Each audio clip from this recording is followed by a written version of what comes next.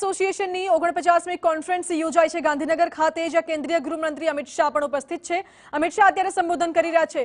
मिलकर मुझे बहुत बहुत आनंद हो रहा है। मित्रों, आज मैं एक बात आप सभी को कहना चाहता हूं कि दुनिया के लिए डेयरी एक व्यापार का साधन है, एक व्यापार का जरिया है, परंतु भारत जैसे 130 करोड़ की आबादी वाले देश में, जहां पर ढेर सारे लोग ग्रामीण अर्थव्यवस्था से जुड़े हैं, हमारे लिए, भारत के लिए डेयरी एक सिर्फ व्यापार का जरिया नहीं है। व्यापार का इकोनॉमी में कंट्रीब्यूशन का जरिया तो है ही है, परंतु साथ में रोजगारी का भी जरिया है, ग्रामीण अर्थव्यवस्था को मजबूत करने का एक विकल्प है।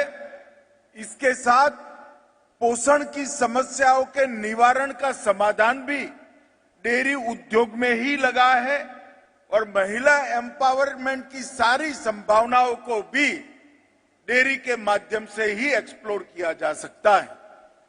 भारत के आजादी से अब तक के डेयरी उद्योग के विकास को अगर न ध्यान से देखें तो ये सारे पहलुओं को हमारी डेयरी सेक्टर ने बहुत अच्छे तरीके से देश के विकास के साथ जोड़ने के लिए काम किया है।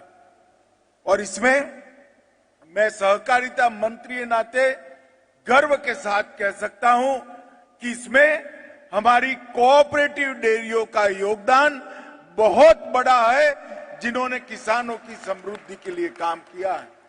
कोऑपरेटिव डेयरी ने देश की गरीब कृषक महिलाओं को भी आत्मनिर्भर बनाने का एक यशस्वी रास्ता प्रशस्त किया है। और आज मैं इतना कह सकता हूं कि आजादी के 75 वर्ष में मोदी जी ने सहकार से समृद्धि मंत्र को सिद्ध करने के लिए सहकारिता मंत्रालय बनाने का काम किया है और मुझे देश का पहला सहकारिता मंत्री बनने का गौरव दिया है। मैं इसलिए डेयरी क्षेत्र से जुड़े लाखों करोड़ों किसानों की ओर से और विशेषकर हमारी मातृशक्ति जो बहनें हैं, उनकी ओर से मोदी जी का बहुत बहुत धन्यवाद और साधुवाद करना चाहता हूं।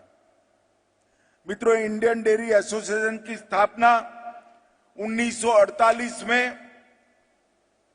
आजादी के तुरंत बाद हुई और आज हम 49वें डेयरी उद्योग सम्मेलन के इस कगार पर खड़े हैं। डेयरी क्षेत्र में जो डेवलपमेंट हुआ है उसमें आईडीए का बहुत महत्वपूर्ण योगदान रहा है। हमारे सामने इस डेयरी सम्मेलन में, डेयरी उद्योग सम्मेलन में 3 कैटेगरी रखी गई हैं। किसानों के लिए कुछ डेडिकेटेड सेशंस रखे हैं, टेक्निकल सेशंस रखे हैं, इंडस्ट्री के सेशन रखे हैं और कुल मिलाकर भारत के डेयरी क्षेत्र को विश्व में सबसे मजबूत डेयरी क्षेत्र बनाने के लिए सर्वांगीण चर्चा करने का यहां पर एक प्रयास हुआ है। मैं श्री सोढी को ये सफल आयोजन के लिए मन से बहुत बहुत बधाई देना चाहता हूं। मित्रों, हमारे डेयरी क्षेत्र का, पशुपालन क्षेत्र का हमारे इतने विशाल जीडीपी में 4.5% योगदान है और कृषि जीडीपी में डेयरी क्षेत्र का योगदान 24%।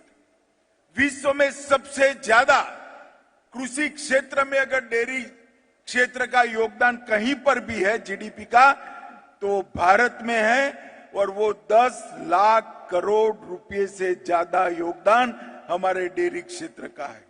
इस प्रकार से डेयरी हमारे अर्थव्यवस्था का एक मजबूत हिस्सा बनी है और रोजगारी के सृजन की जो मैंने बात करी उसको आंकड़े में बताए तो 9 करोड़ ग्रामीण परिवार आज सीधे डेयरी के व्यवसाय के साथ जुड़े हैं, अपनी आजीविका इससे प्राप्त करते हैं। दुनिया में किसी को एक कल्पना नहीं होती, दुनिया के कई देशों की आबादी भी 9 करोड़ नहीं है, और 9 करोड़ परिवार का मतलब होता है 45 करोड़ लोग।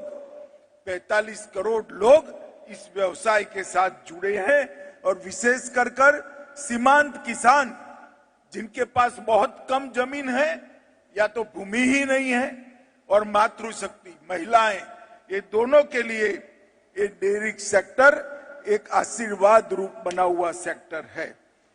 पिछले एक दशक में 6.6% की वार्षिक वृद्धि दर से हमारे डेयरी सेक्टर ने वृद्धि की है। मगर मैं आपको विश्वास दिलाता हूं, मोदी जी ने सहकारिता मंत्रालय बनाया है। हम एनडीडीबी को साथ में लेकर सहकारिता मंत्रालय और हमारा पशुपालन विभाग भारत सरकार का रूपाला जी के नेतृत्व में इस देश में 2 लाख पंचायतों में ग्रामीण डेयरी की स्थापना करेगा। तब ये वृद्धि दर 6.6% से बढ़कर 13.80% तक पहुंचेगा। तब हमारे डेयरी सेक्टर में काफी पीक देखने को मिलेगा। हमारी दूध प्रोसेसिंग की क्षमता लगभग 126 मिलियन लीटर प्रतिदिन है, और दुनिया के कुल सभी देशों में सबसे ज्यादा दूध अगर कोई देश प्रोसेस करता है तो भारत करता है। हमारा जो दूध उत्पादन होता है इसका 22% हम प्रोसेस करते हैं, और ये सभी हमारे कोऑपरेटिव मूवमेंट और डेयरी क्षेत्र को समर्पित है। क्योंकि जितना दूध प्रोसेस होकर मार्केट में जाता है, विश्व के बाजारों में जाता है, इतनी ही किसान की आय बढ़ती है। और मित्रों, डेयरी उत्पादकों के निर्यात में भी मिल्क पाउडर, मक्खन और घी जैसे उत्पाद में महत्वपूर्ण निर्णायक ये डेयरी सेक्टर बना है, और लगभग बहुत बड़ी इसमें अपार संभावनाएं मैं देख रहा हूं। हमने एक मल्टी स्टेट कोऑपरेटिव सोसाइटी निर्यात के लिए बनाई है, उसको और ये 2 लाख डेयरी के यूनियनों को जिस दिन इसका जुड़ाव समाप्त होगा, हमारा निर्यात कम से कम 5 गुना होने की संभावना है। मित्रों, आज गीर, साहीवाल और लाल सिंधी जैसी हमारी नस्ल दुनिया में प्रसिद्ध हुई है, और ये नस्ल सुधार का काम भी डेयरी सेक्टर ही अभिभावक बनकर कर रहा है। विश्व के डेयरी के परिदृश्य को देखें तो 1970 में भारत एक दूध की कमी वाला देश था।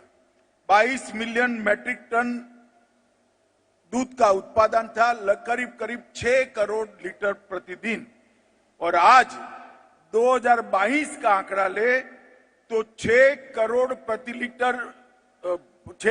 लीटर प्रतिदिन से बढ़कर 58 करोड़ लीटर तक पहुंचने का काम ये डेयरी सेक्टर ने किया है।